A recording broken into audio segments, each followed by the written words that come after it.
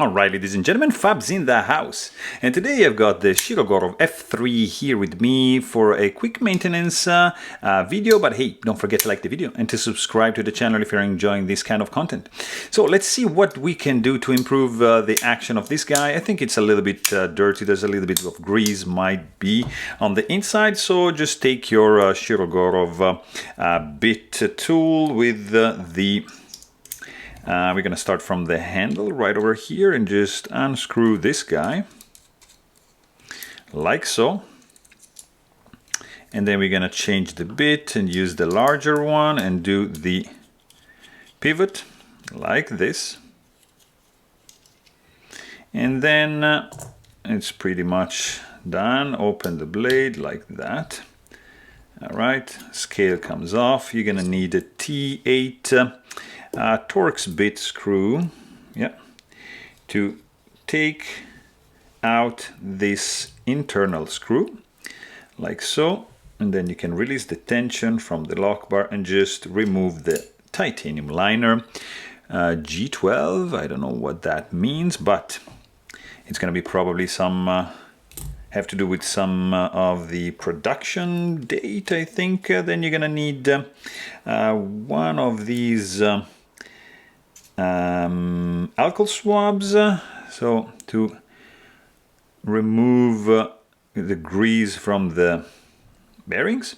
And in this case we were kind of lucky because no ball bearings fell anywhere, so they are all around the cage, and we're gonna keep them like that, just rubbing and rotating the cage with the bearings in place. It's gonna facilitate the whole process later for sure. There's a little bit of lint left from these swabs. I don't know why. Oops, look at that. Yeah, some balls are falling. Make sure you are on a mat when you do this operation, otherwise you're gonna be losing some of these. Then we can take just another one of these guys and clean the inside of the liner like so. So that is done. Carefully remove the blade, flip it over. You see, in this case we have some in the bearing pocket or cut out. This is a nice G10 nicely milled backspacer, which we can just place right over here. And we're gonna just clean the inside of this guy. And now we're gonna just remove these bearings which are loose from the pocket, and then we can just push the pivot out, just clean the track like so, clean around the stop pin, clean the lock face insert, and that is done. Then we can do the other bearings like here. There you go. And just clean them like this, just gently. They might fall off, because if they don't fall off, it means that there's some grease, some gunk keeping them together, like sticking to the cage. But as soon as you do this operation, you see the ball bearings starting to fall off, and then you can just clean the tank, clean around the blade, the track, detent ball track, and we are basically done. We can just clean the inside of this G10 scale like so, and maybe also this side over here. So that is done basically. Now we can start putting everything together. We can maybe just dry out this area like so. So in this instance we can just do like this, making sure that, see, they're already falling out, so just remove them like so, this guy. No, the plan miserably failed. I was hoping for like a shortcut, but looks like no mercy here for Fab. All right, we got 4. So not too bad. And just place this guy right over here. And then I'm just gonna one by one take these balls and just put them back in place. See? It's not that hard. It takes a little bit of patience. Like this. This guy, like so. And it's a nice exercise, I think, for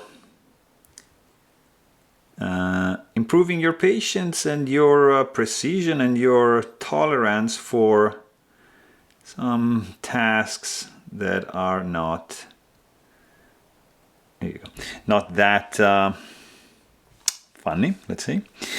So here we can do just a little bit of 10 weight nano oil, just a little bit, just like a couple drops, like so.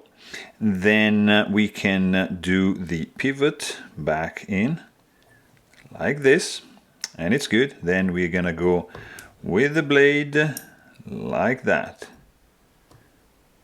Here you go. A little bit of 85 weight nano oil on the ceramic detent ball, like such. Not that much. So now we can do let's see if we can remove this lint kind of thing from, so to have like a clean cage. So kind of like try to center it, and then we're gonna do one by one like we did before, also for this one. But in this case we need to be a little bit more careful, because we also have this hole, the pivot hole, where the ball bearings can actually fall. So just keep that in mind.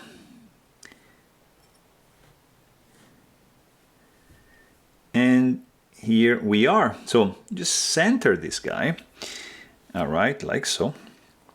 Then you can take your liner. Actually, let's just do a little bit of this 10 weight. Recenter that. You can just roll it out, so it's gonna help to keep the cage in place and not move around that much. So when we do this exact operation here, it's gonna stay there. So it's pretty easy to do. And then you have to do the backspacer before doing everything else, or you won't be able to do anything. So now that I made a mistake, I'm gonna have to remove the liner. Hopefully no ball bearings will be attached here. I was lucky, guys, because now this guy goes here and this guy goes right back like so. Beautiful. That is in. This goes through. Screw goes like that. Take your bit, screw that in like so. Don't over tighten that. No reason for do any of that. Just release the tension and make sure that is tightened up. And then grab your scale, which goes like that, nicely keyed in. And then we are gonna do the handle screw first, like so. And like this, and pivot. You can use some Loctite, but I didn't find this particular one being like getting loose with time. I found some Shirogorov blades are getting loose with time, and you need to actually tighten the screws, or maybe even want to use some Loctite. So let me see. Feels a little bit too tight. Let's just make sure the oil just spreads around the tang of the blade and inside all these bearings. Ooh. Yeah, no blade play. Blade is centered. Nice action. Single row bearings. Yeah, it's not disappointing.